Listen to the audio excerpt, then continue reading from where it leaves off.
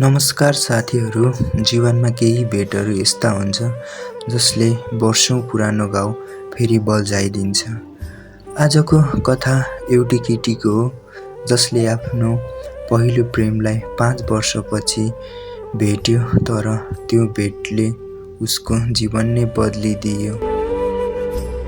काठमाडौँको एउटा कलेजमा सीमा र आकाश पहिलो पटक भेटिएका थिए। सुरुमा सामान्य साथी, पछि गहिरो प्रेम। आकाश धेरै धनी थिएन।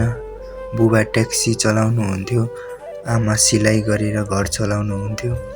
तर आकाशको एउटा सपना थियो, एक दिन म सफल भएर तिमीलाई सबैभन्दा खुसी राख्नेछु।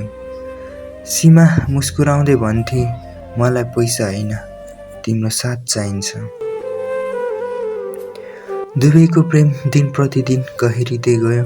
तर एक दिन सीमाका बुबाले यो सम्बन्धको बारे थाहा पाए। उहाँ रिसाउँदै भन्नुभयो, गरिब केटासँग बिहे गर्ने कुरा बिर्सी। सीमाले धेरै सम्झाइन्, धेरै रोइन्, तर परिवार मानेन। केही महिनापछि सीमाको बिहे अर्कै केटासँग तय भयो। बिहे हुनुभन्दा एक दिन अघि ऊ अन्तिम पटक आकाशलाई भेट्न गइन्। रुँदै भनिन्, मलाई माफ गर, म परिवारको निर्णय विरुद्ध जान सकिन। आकाशका आँखा रसाए। उसले केवल यति भन्यो, यदि तिमी खुसी छौ भने म पनि खुसी छु। सीमा धेरै रोई। तर अर्को दिन उसको बिहे भयो। बिहेको दिनपछि आकाश कामको खोजीमा सहर जाँदै थियो, तर बाटोमा उसको बस दुर्घटना भयो। उसको टाउकोमा गम्भीर चोट लाग्यो। धेरै दिन अस्पतालमा उपचार भयो। जब ऊ होसमा आयो, डाक्टरले एउटा दुःखद कुरा भन्यो, तिम्रो स्मरण शक्ति केही भाग हराएको छ। धेरै पुराना कुरा सम्झन गाह्रो हुन सक्छ। आकाश चुपचाप बसिरह्यो। उसलाई थाहा नै थिएन, उसले आफ्नो जीवनको सबैभन्दा प्रिय मान्छेको सम्झना पनि गुमाइसकेको थियो। अस्पतालबाट डिस्चार्ज भएपछि आकाशको जीवन पहिले जस्तो रहेन। उसले धेरै कुरा बिर्सिसकेको थियो, आफ्ना साथीको नाम, कलेजका दिनहरू र सीमा। एक दिन आकाशकी आमाले पुरानो एल्बम देखाउँदै भन्नुभयो, बाबु यो केटीलाई चिन्छौ? आकाशले फोटो धेरै बेरसम्म हेर्यो। टाउको दुख्न थाल्यो। उसले बिस्तारै भन्यो, अनुहार चिने जस्तो लाग्छ, तर सम्झन सक्दिन। आमाले चुपचाप एल्बम बन्द गर्नुभयो। उहाँलाई थाहा थियो, यो घाउ फेरि खोल्नु ठिक हुँदैन। समय बित्दै गयो। आकाशले नयाँ जीवन सुरु गर्ने प्रयास गर्यो। उसले एउटा सानो पुस्तक पसलमा काम गर्न थाल्यो। ऊ शान्त स्वभावको थियो, धेरै बोल्दैनथ्यो, तर हरेक साँझ एउटै बेन्चमा बसेर टाढा हेर्थ्यो। उसलाई किन त्यहाँ बस्न मन पर्थ्यो, उसलाई पनि थाहा थिएन। उता सीमाको वैवाहिक जीवन सुखी थिएन। उसको श्रीमान सधैँ काममा व्यस्त हुन्थ्यो। घर थियो, पैसा थियो, तर मनको शान्ति थिएन। एक रात उसले पुरानो दराज सफा गर्दा आकाशले दिएको एउटा सानो काठको मुटु भेटी।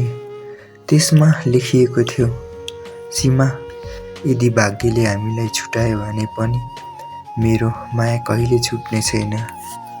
यो पढ्ने बित्तिकै सीमाको आँखाबाट आँसु झर्न थाल्यो। 5 वर्षपछि एक दिन सीमा काठमाडौँको एउटा बस पार्क हुँदै गइरहेकी थिए। अचानक उसको नजर एउटा पुस्तक पसलतिर गयो। त्यहाँ आकाश उभिएको थियो। सीमा खुसीले दौडदै उसका ठाउँ पुगिन्। कापेको स्वरमा भनिन्, आकाश। आकाशले बिस्तारै उसको अनुहार हेर्यो। केही क्षण चुप लाग्यो र शान्त स्वरमा सोध्यो, माफ गर्नुहोस्, तपाईँ को हुनुहुन्छ? यो प्रश्नले सीमाको संसार नै फेरि एकपटक टुक्रा टुक्रा भयो। आकाशको मुखबाट तपाईँ को हुनुहुन्छ भन्ने शब्द सुन्न साथ सीमाको संसार फेरि एकपटक भड्कियो। उसका आँखाबाट आँसु रोकिएन। कापेको स्वरमा उसले भनिन्, आकाश, म सीमा हुँ, तिम्री सीमा। आकाश केही बेर उसको अनुहार हेर्दै बस्यो। उसले टाउको समात्यो, मानौ केही सम्झन खोजेको थियो, तर केही सम्झन सकेन। त्यसै बेला पसलका मालिक बाहिर आए। उहाँले सीमालाई बिस्तारै भन्नुभयो, बहिनी, 5 वर्ष अघि दुर्घटनापछि यसको धेरै सम्झना हराएको छ। केही कुरा सम्झाउने प्रयास गर्दा यसको टाउको असाध्यै दुख्छ। कृपया यसलाई धेरै तनाव नदिनुहोस्। यो सुनेपछि सीमा भक्कानिएर रोइन्।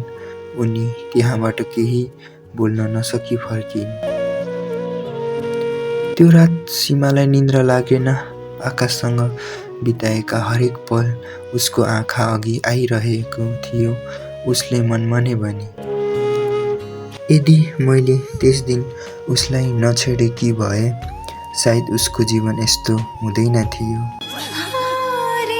भोलिपल्ट सीमा फेरि पुस्तक पसल पुगिन्।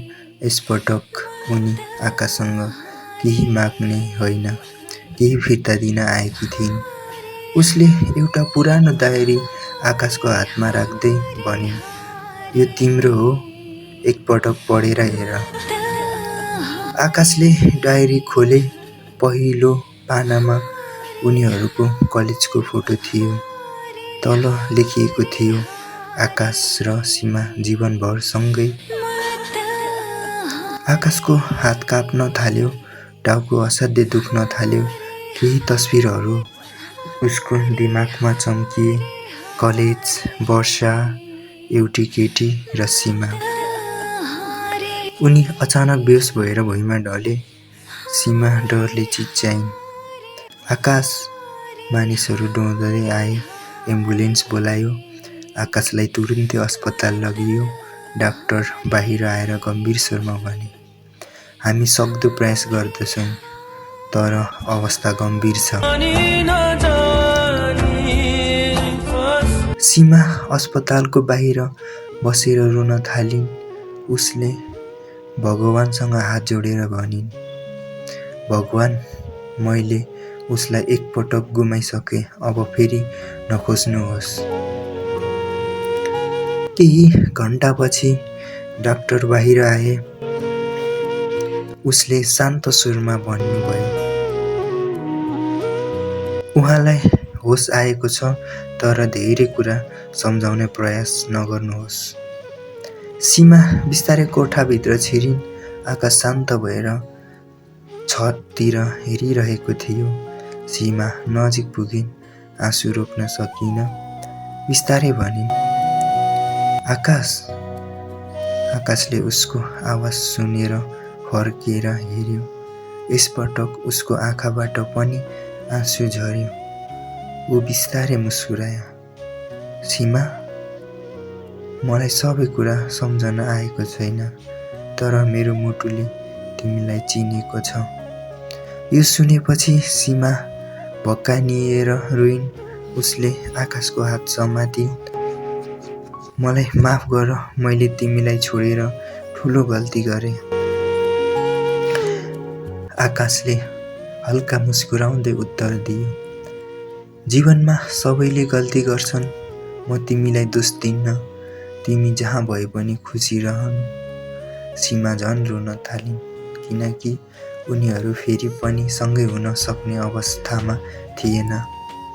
सीमाको आफ्नै परिवार थियो र आकाशले पनि विगतलाई सम्मान गरेर अगाडि बढ्ने निर्णय गर्यो। केही समयपछि आकाशले आफ्नो जीवन फेरि नयाँ सुरुवात गर्यो। सीमा भने कहिलेकाहीँ पुस्तक पसलमा पुग्थिन्। दुवैले एकअर्कालाई सम्मानपूर्वक मुस्कुराएर हेर्थे। अब उनीहरू प्रेमी प्रेमिका थिएन, तर एकअर्काको जीवनको सबैभन्दा गहिरो सम्झना भने सधैँ रहे। कहिलेकाहीँ जीवनले छुट्याएका मानिसहरू फेरि भेट्छन्, तर समयले बदलिएका केही सम्बन्धहरू पहिले जस्तै हुन सक्दैन। त्यसैले आफूले माया गर्ने मानिसको कदर समयमै गर्नुहोस्। यदि यो कथाले तपाईँको मन छोयो भने लाइक गर्नुहोस्, कमेन्टमा आफ्नो विचार राख्नुहोस् र यस्तै मन छुने नेपाली कथाका लागि भविन राई युट्युब च्यानललाई सब्स्क्राइब गर्न नभुल्नुहोला। धन्यवाद।